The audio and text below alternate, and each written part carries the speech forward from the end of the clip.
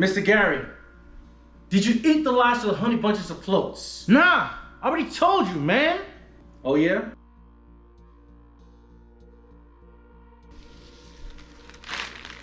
What's this? I don't know, dude. Where were you on the date of January 8th, around 7:15 a.m.? At home.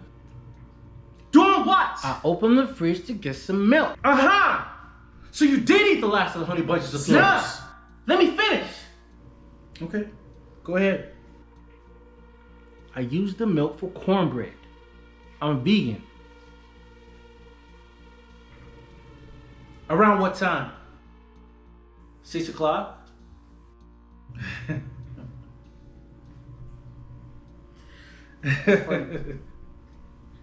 You know you done messed up, right? You messed up big time. You know that, don't you? You said you got the milk around 7:15 a.m. I advise you get your story straight. You want something to eat? Don't mind my partner. We're just trying to get to the bottom of this.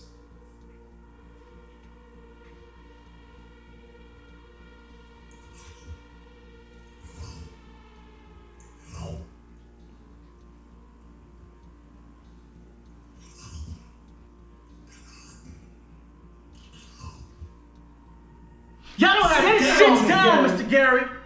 We have strong evidence that shows you're the serial killer. You have no proof.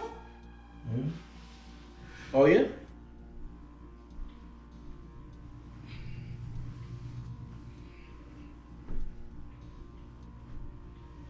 Have a look at this right here.